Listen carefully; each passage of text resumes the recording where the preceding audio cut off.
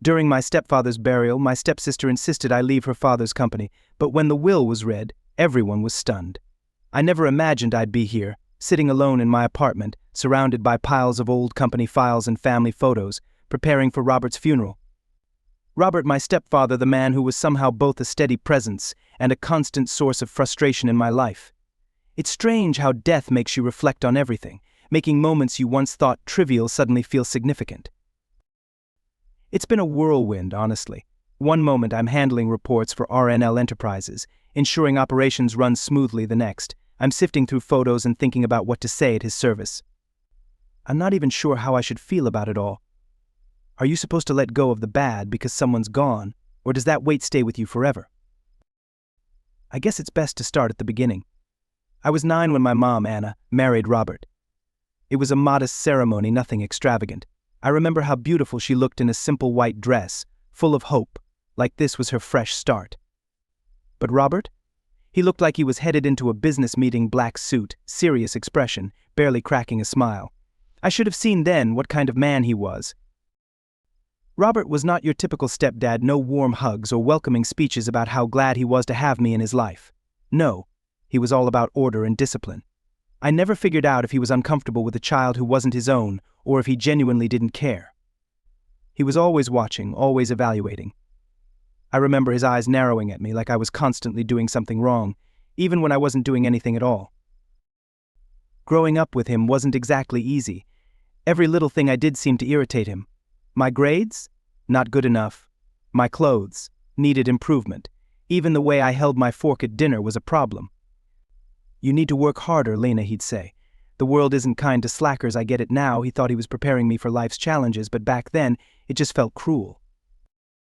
Our family vacations were anything but relaxing. Robert planned them down to the minute. Once we were 15 minutes late to a museum, and he was furious for the rest of the day. No joke, it was like we'd committed a crime. He couldn't handle things not going exactly as he'd planned. I hated those trips. They weren't about fun or making memories. They were just another chance for Robert to show us his idea of proper conduct. When Sophie was born, everything changed. I remember standing outside the hospital room looking through the glass. My mom looked exhausted but happy, cradling this tiny baby. And Robert?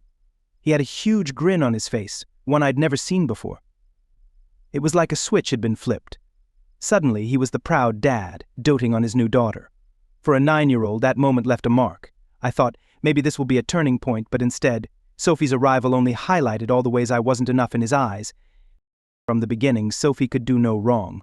She'd cry, and Robert would rush to her, comforting her instantly.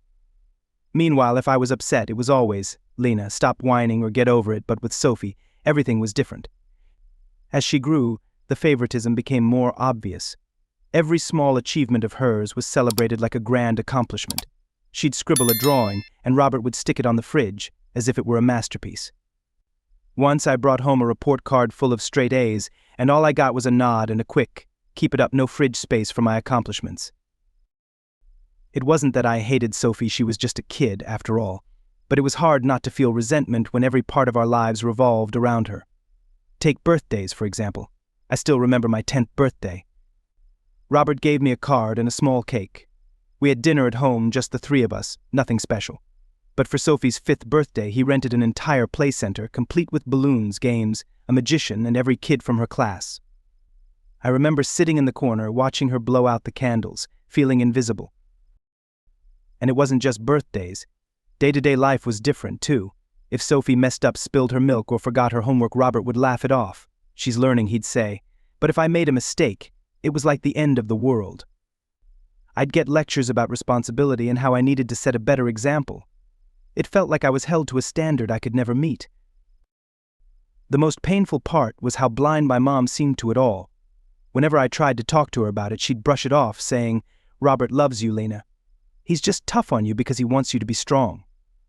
Maybe she believed it, but that didn't make it hurt any less. School became my escape. I threw myself into my studies, partly to prove I was worth something, and partly because it was the one place I felt in control. I wasn't the smartest kid, but I worked hard. I thought that if I couldn't gain Robert's approval at home, maybe I could at least make him proud with my grades. But even that didn't seem to matter. No matter how well I did, it was never enough. "Good job," he'd say, But you could do better, that was the theme of our relationship, never quite enough. I could have been the most successful person in the world and he'd still find something to criticize. It became even harder seeing how easy things were for Sophie. She'd get a B on a test, and Robert would act as if she'd just made a groundbreaking discovery. It wasn't just frustrating, it was soul-crushing. I started wondering if the issue was with me, if maybe I just wasn't as lovable. Maybe I just wasn't the daughter he'd hoped for. Then there were the family dinners, those were the worst. We'd all sit around the table, and Robert would interrogate us about our day. For Sophie, it was all smiles and encouragement, but for me it felt like a job interview. He'd ask about my grades, my friends, my plans for the future, and no matter how I responded, his answer was always the same: you need to do better. Lena, it wasn't just his words, his tone and body language conveyed pure disappointment. I began to dread those dinners, sitting there pushing food around on my plate, bracing myself for his inevitable criticism. Even when I tried my best, it felt like scaling a never-ending mountain. The few times I spoke up, it didn't go well. I remember one evening when I was around 13 and Robert was lecturing me about how I needed to focus on my future. I snapped, telling him I was tired of constantly being criticized, tired of never measuring up.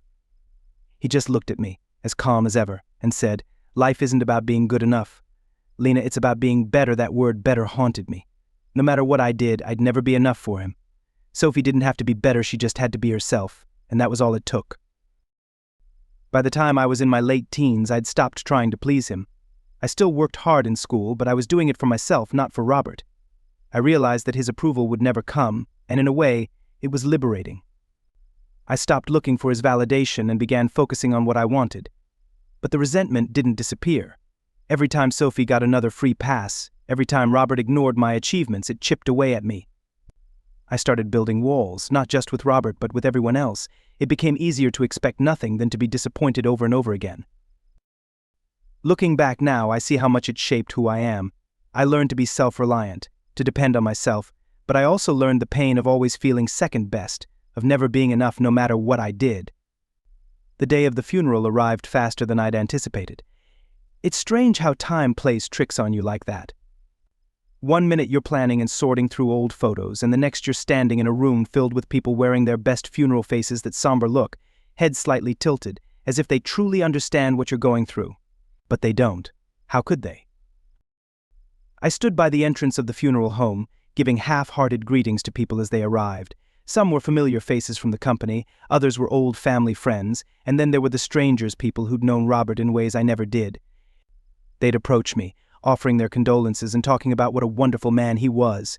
He always put family first, one man said, shaking his head as if it were a profound truth.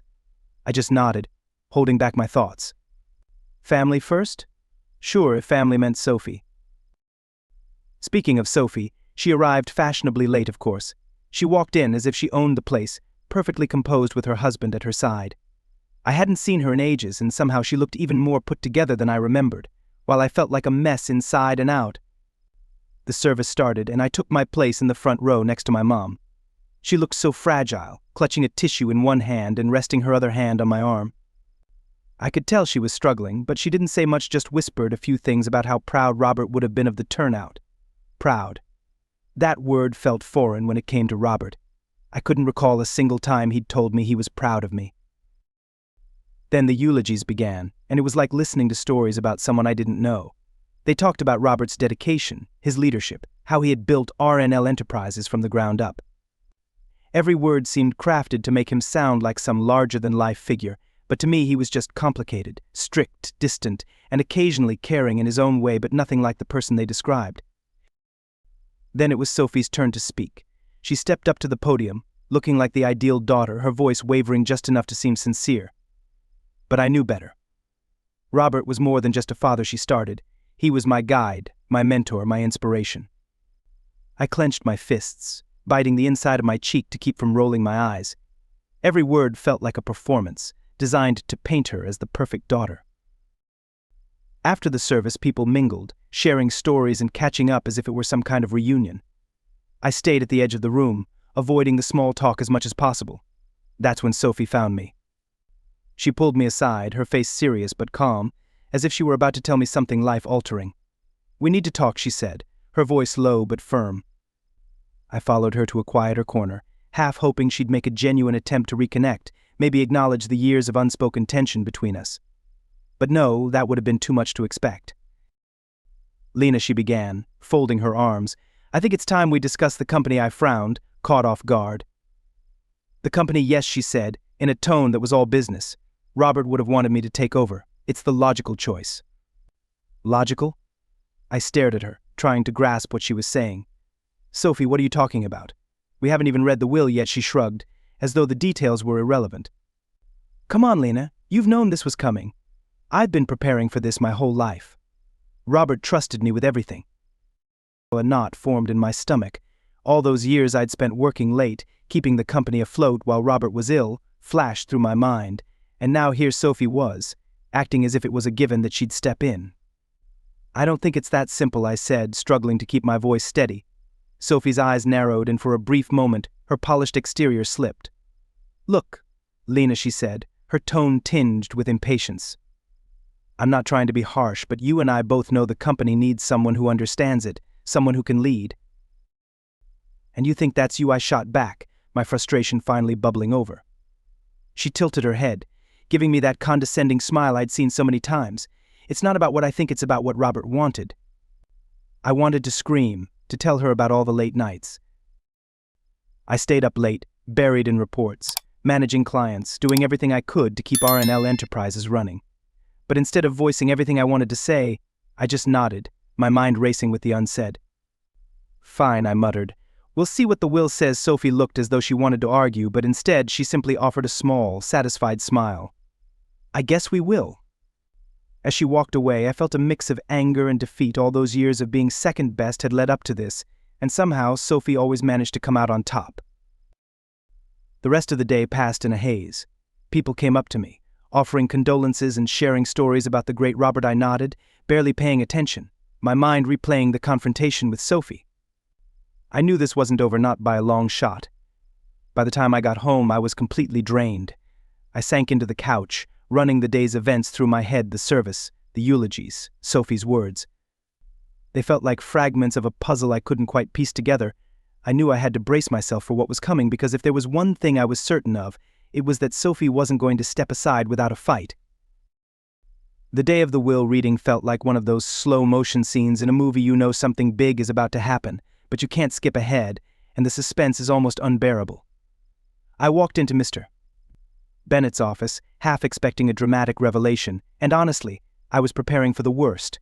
Sophie was already seated, lounging in one of the leather chairs like she owned the place. Her face was calm, but I recognized that subtle smirk underneath. I nodded at her, keeping my expression neutral, and took a seat. The room felt stuffy, the air thick with the unspoken tension between us. Mr. Bennett sat behind his large oak desk, a stack of documents carefully arranged in front of him. He offered us a polite smile, but his eyes were serious. "Thank you both for coming," he began, shuffling the papers. "I know this is a challenging time." Challenging was an understatement. My heart was pounding, and I could feel the tension radiating from Sophie, who didn't bother with pleasantries. "Let's get this over with," she said, leaning back in her chair. "I have plans for the company and would like to get started as soon as possible." Plans for the company, the words stung. She was acting like it was already hers, as though the decision had been made before we even entered the room. I held back, deciding to let Mr. Bennett do his job. He cleared his throat and began reading the will, his tone steady and professional. At first it was the usual details: funeral arrangements, personal items. My mind was only half listening, waiting for the part that mattered. Meanwhile, Sophie sat there, exuding confidence as if she already knew what was coming. And then it happened. "I, Robert Davis, being of sound mind and body, hereby leave my entire estate, including all shares and control of R&L Enterprises, to my stepdaughter Lena Davis." For a second, I thought I'd misheard. I blinked, trying to process the words as the room went silent. Sophie's smirk vanished instantly, replaced by shock and disbelief. What she blurted, leaning forward: "That can't be right, Mr." Bennett remained calm, nodding as he continued. "It's all here in writing. Robert was very clear about his intentions." Sophie's face flushed red, her hands clenching into fists. "This is absurd," she snapped. "I'm his daughter, the company should be mine." I sat there, stunned, my mind racing. After all those years of feeling like I was never enough, always in second place, Robert had left everything to me. It didn't make sense, why would he do that? But Sophie wasn't done. This must be a mistake, she said, her voice rising. Lena can't handle the company, she's just a placeholder. Her words stung, but before I could respond, Mr. Bennet stepped in. There is no mistake, he said firmly. Robert made this choice after careful thought. He even left a letter explaining his reasons. He reached for an envelope and handed it to me. My hands shook as I took it, my eyes scanning the familiar handwriting. You can read it later, Mr. Bennet said gently, but for now you both need to understand that this decision is final. Sophie's gaze narrowed, her voice dropping to a threatening tone. You think you can just walk in and take over? You think you can run the company without me? I met her eyes, feeling a surge of both anger and determination. I didn't ask for this, Sophie. But if Robert trusted me with it, then I'm going to give it my all. Her laugh was bitter. Your all? That's a joke. You'll ruin everything. I felt my cheeks flush with anger, but I stood my ground. We'll see about that. Sophie stood abruptly, grabbing her purse. This isn't over, she hissed before storming out, the door slamming behind her. The silence was intense, the weight of what had happened settling over me. I took a deep breath, trying to steady myself. I know this is a lot to process, Mr. Bennet said softly, but Robert believed in you, Lena. He saw something in you, even if you don't see it yourself. I nodded slowly, still clutching the letter. I don't understand why he would do this. Mr. Bennet gave me a small, understanding smile. Perhaps the letter will help. I thanked him and left the office, the envelope feeling heavy in my hand. Outside, the world felt different. Everything had changed in a matter of minutes, and I didn't know how to feel about it. Part of me felt relief. Another part felt overwhelmed, but mostly I was just exhausted. Exhausted from the years of fighting, the endless need to prove myself. As I walked to my car, Sophie's words echoed in my mind. This isn't over. I knew she meant it. For her, this wasn't just about the company, it was personal. It had always been. But for once, I wasn't going to let her overshadow me. Robert had placed his trust in me, and even if I didn't fully understand it, I felt an obligation to honor it. I owed it to myself, and to all the years I'd spent trying to be enough. Sitting in my car, I took one last look at the envelope before slipping it into my bag. Whatever was inside could wait. Right now, I needed to focus on what lay ahead. Because, as Sophie said, this wasn't over, not by a long shot. That evening, I sat on my couch, staring at the envelope with my name on it. It felt heavier than it looked, as if it held all the answers I didn't realize I needed. Robert's handwriting was neat and precise, just like everything about him. For a long while, I just held it, wondering what he could have possibly written that he couldn't tell me while he was alive. The room was quiet, but my mind was racing. Since the will reading, I had gone through so many emotions: shock, anger, confusion, and now numbness. Sophie's reaction replayed in my mind, her disbelief, her accusations. But the part that struck me most was that Robert had chosen me after all those years of feeling like I was never enough. This all felt surreal. Eventually, I couldn't bear the silence any longer. I slid my finger under the envelope flap and pulled out a single sheet of paper. The edges were crisp, but the words felt like they'd been waiting a lifetime to be read. Dear Lena, I know that by the time you read this, I'll be gone. Writing this letter wasn't easy, but I felt it was something I needed to do. There are things I should have told you a long time ago, but I didn't know how. I've made many mistakes, Lena, more than I can count, and one of the biggest was how I treated you. I know I wasn't the father you deserved. I was too hard on you, too focused on pushing you to be better, and now I see how much that hurt you. I want you to understand that it was never because I didn't care, it was quite the opposite. From the day I married your mother, I promised myself that I would raise you to be strong, independent, someone who could face the world without fear. But in doing that, I lost sight of something important. You needed love, not just lessons. I saw how hard you worked, how much you tried to earn my approval, and it breaks my heart to think I never gave you the recognition you deserved.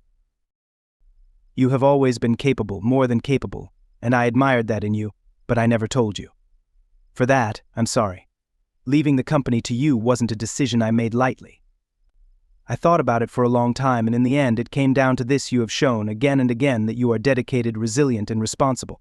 I trust you, Lena, more than anyone else to carry on the legacy I built, not because you're my stepdaughter, but because you've earned it. I know Sophie may not understand this choice, and for that I am sorry too. I failed her in different ways, ways I may never fully comprehend. But this isn't about her, it's about you and everything you have become, despite everything. I hope this letter brings you some clarity, maybe even a bit of peace. You deserved more from me than you got, and I can't change that now, but I want you to know that I saw you, Lena, I always did. Take care of the company, take care of yourself, and know that I am proud of you, with all my heart. Robert. By the time I finished reading, my hands were trembling, tears blurring the words on the page. I blinked them away, hardly able to believe what I was reading. Robert Stoic, rigid Robert had written those words, the words I'd spent a lifetime longing to hear. Proud? He said he was proud of me. I let out a shaky breath and leaned back against the couch. The letter felt like a lifeline, pulling me from the storm of doubt and confusion I'd been trapped in. All those years of feeling inadequate, like nothing I did could ever be enough, seemed to dissolve in that moment. I thought about the late nights at the office, the hours I spent perfecting everything, hoping he'd notice. And he had not in the way I'd hoped back then, but he had seen it. For the first time, I felt a strange blend of relief and sadness. Relief because I finally knew how he truly felt, and sadness because it took his death for me to hear it. There were so many things I wanted to say to him, so many questions I'd wanted to ask, but now it was too late. I carefully folded the letter and placed it back in the envelope. It wasn't much, but it was more than I ever thought I'd get from him. As I sat there, the weight of everything began to settle. Sophie, the company, the legacy Robert had left behind. It all felt overwhelming, but for the first time I felt like I could handle it, not because I had to, but because I wanted to. Because Robert believed in me. I didn't know what the future held, but I knew one thing: I wouldn't let his faith in me go to waste. This was no longer about proving something to him, it was about proving it to myself. For the first time in a long while, I felt ready. The morning after reading Robert's letter, I felt different, lighter, as if a weight I hadn't even known I was carrying had been lifted. But that feeling didn't last long. Sophie wasn't going to let this go easily, and I wasn't expecting her to. Her first call came just after breakfast. I stared at the screen, her name flashing, debating whether or not to answer. I knew exactly what she would say, but a part of me wanted to hear it directly from her. Bracing myself, I picked up. "Well, I hope you're happy," Sophie snapped before I could say a word. I sighed. "Good morning to you too." "Don't play games, Lena," she shot back. "You know this isn't right. That company should be mine. Dad would have wanted me to run it." I took a deep breath, steadying myself. "Sophie, I didn't ask for this. I was as surprised as you were." "Surprised?" She laughed bitterly. "You must be thrilled. You've been waiting for this, haven't you? Always trying to outshine me." That struck a nerve. "Are you serious? I've spent my whole life feeling like I'd never be good enough, and now that I finally received some recognition, you're acting as if I stole something from you." She went silent for a moment, and I thought maybe she might back down. But then she replied, "This isn't over. I'm going to fight this. You're not fit to run RNL," and with that, she hung up. I sat there for a while, staring at the phone. Part of me wanted to scream, to throw something, to lash out. But another part just felt exhausted. This wasn't really about the company. It was everything that had built up between us over the years, now pouring out in the worst possible way. The following days were tense. Sophie didn't call again, but I knew she wasn't finished. The silence felt worse than her yelling. I kept expecting her to show up at my door or corner me at the office, but instead she went completely silent, which was unlike her. Sophie had never been one to stay quiet when things didn't go her way. And then it happened. I was sitting in my office reviewing some paperwork when a knock sounded on my door. One of the board members, let's call him Mr. Daniels, entered. He was an old-school type, someone who had been with RNL since its inception. "Lena," he began, stepping inside. "We need to talk," I nodded, gesturing for him to take a seat. "What's going on?" He cleared his throat, looking a bit uncomfortable. "I've been hearing things, rumors about Sophie. She's been talking to some of the other board members, questioning your ability to lead." Of course she was. And I asked, keeping my expression neutral. "Well, it's causing some unrest. A few of the members are starting to wonder if maybe she has a point." My stomach sank. "Do you think she's right?" I asked. Daniels hesitated, which was an answer in itself. "It's not about being right or wrong, Lena. It's about perception. Sophie's been part of the company too, and she's making a lot of noise. People are paying attention." I leaned back, feeling doubt creep in again. "What do you suggest I do?" "You need to show them you're in control, that you're capable of handling things. Otherwise, Sophie might rally more support than you'd want." Just what I needed, a revolt led by my own stepsister. After Daniels left, I sat staring at the paperwork on my desk, realizing that Sophie wasn't just challenging me personally, she was coming after me professionally too. The worst part was that she had the connections and charm to actually make it happen. The next day I called a board meeting. If Sophie wanted a fight, I wasn't about to back down. I walked into that room determined to prove I deserved my place here. The tension was thick, and I could see the board members exchanging uneasy glances, but I laid out my plans for the company, addressing every concern I could anticipate. I had to show them that I was prepared and that I wasn't just Robert's sentimental choice. By the end of the meeting, I felt like I'd at least chipped away at the lingering doubts, but the real test would be Sophie. Sure enough, a few hours later, she barged into my office without knocking. "So, you called a meeting without me?" she asked, her tone dripping with sarcasm. "It was a board meeting," I replied coolly. "Last I checked, you're not on the board." She scoffed, crossing her arms. "That's just a technicality." I stood facing her. "What do you want, Sophie? Because if you're here to argue, I'm not in the mood." "What I want," she said, stepping closer, "is what's rightfully mine. But since you're so determined to play boss, I guess we'll have to do this the hard way." I shook my head, exasperated. This isn't about what's rightfully yours, it's about what Robert believed was best for the company. And whether you like it or not, he trusted me with that.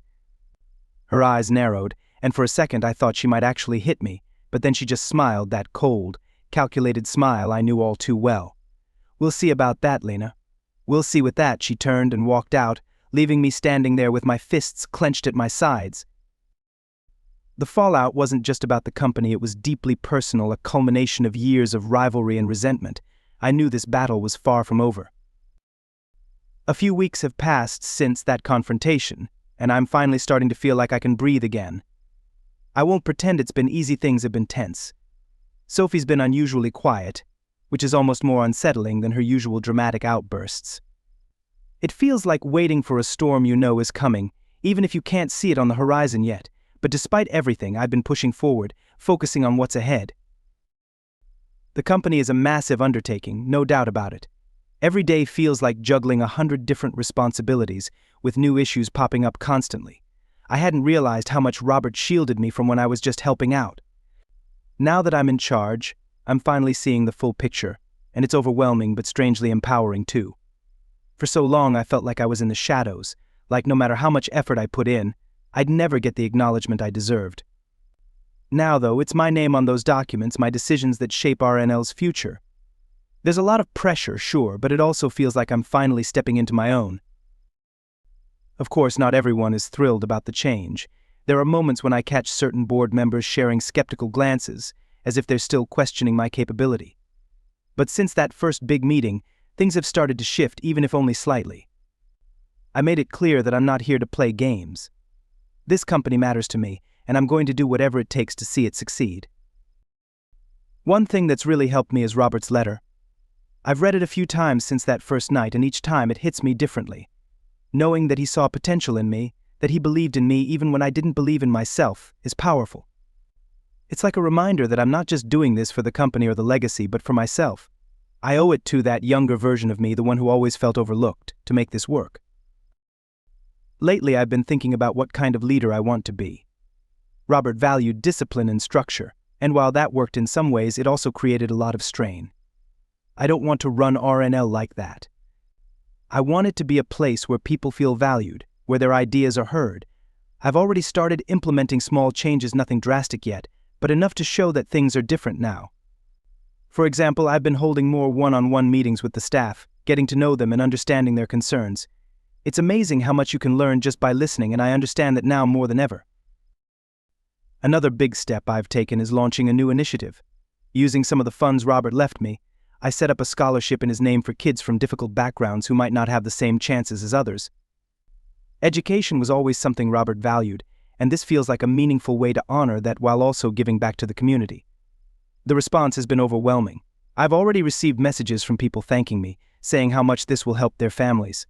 Moments like these make me realize I'm doing something meaningful not just for the company but for people's lives, and that feels incredibly rewarding. But even with all the progress, there's still a nagging feeling in the back of my mind. Sophie. I know she's not done. She's too stubborn, too accustomed to having her way to simply let this go. Honestly, I have no idea what her next move will be. Maybe she's plotting something behind the scenes, or maybe she's just waiting for the right moment to strike. Either way, I'm prepared for whatever comes next. In the meantime, I'm focusing on the positives. The company is stable, the staff seems to be warming up to me, and for the first time in a long while I feel like I'm steering my own course. It's a strange feeling, especially after years of trying to live up to everyone else's expectations. Now, it's about what I want, what I believe is right. I want to build something enduring, something that not only respects Robert's legacy, but also creates a future I can be proud of. I know it won't be easy, but nothing worthwhile ever is. As I sit here in my office, looking out over the city, I feel a spark of hope. Sure, there are still challenges ahead and Sophie's shadow looms large, but for the first time, I'm not afraid. I'm ready to face whatever comes because this is my chapter now, my chance to write a new story not just for the company but for myself, and I'm not going to let it slip away.